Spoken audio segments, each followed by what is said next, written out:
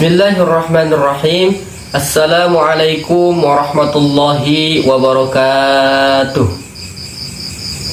Alhamdulillahirabbil alamin wa bihi nasta'in wa ala umurid dunya waddin wassalatu wassalamu ala asyrafil anbiya'i wal mursalin wa ala alihi wa sahbihi ajma'in, amma ba'd. Baiklah teman-teman dan para penonton sekalian yang berbahagia, kembali lagi bersama saya Arbi Hilman Rashid, yang insya Allah pada kesempatan kali ini saya akan menjelaskan tentang Amsalul Quran. Dalam ulumul Quran ada materi yang berjudulkan Amsalul Quran, yang dimana Amsalul Quran ini termasuk I'jazul Quran. I'jazul Quran atau keindahan sastra Al-Quran, yang dimana keunggulan Al-Quran pada masa Rasulullah Shallallahu Alaihi Wasallam itu adalah kekuatan sastranya, dan jenis-jenis kekuatan sastranya itu adalah banyak menggunakan amsal atau perumpamaan. Amsal itu perumpamaan. Ketika menjelaskan sebuah masalah, seringkali Al-Quran itu membuat perumpamaan, sehingga dengan umpama Al-Quran, betapa mudahnya kita memahami isi kandungan Al-Quran, dan betapa enaknya kita mengetahui penjelasannya karena banyak perumpamaan. Al-Quran itu seperti rumus matematika yang biasanya bikin mumet, rudet, greget, pusing banget untuk memahaminya. Tetapi Al-Quran itu adalah falsafah kehidupan dan hal penting. Nah, disitulah Al-Quran mengeluarkan kekuatannya, yaitu amsal, seperti gambaran, seperti misalnya, contohnya, umpamanya.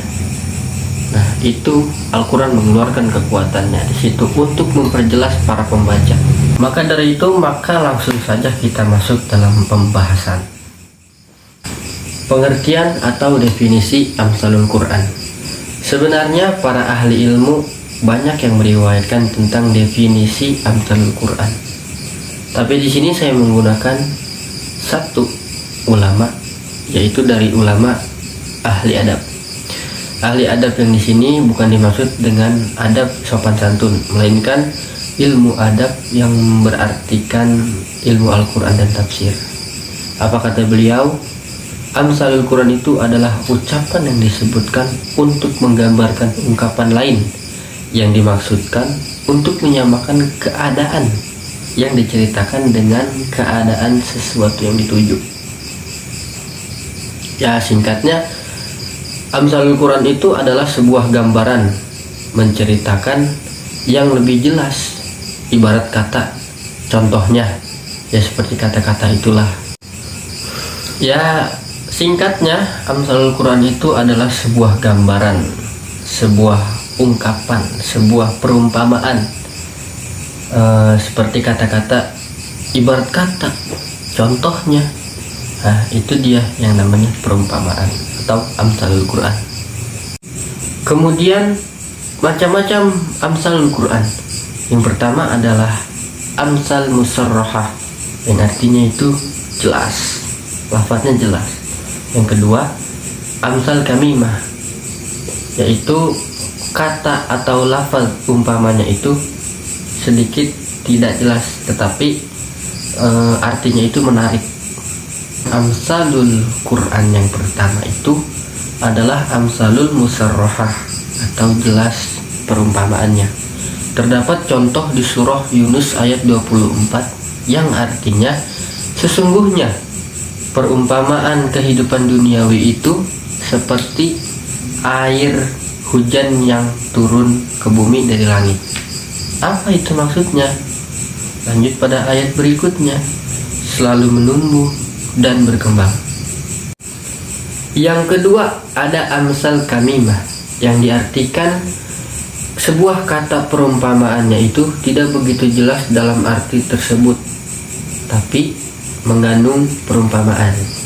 Seperti contohnya dalam surah Al-Hujurat ayat 12 yang artinya, janganlah kalian saling menggunjing di antara yang lain.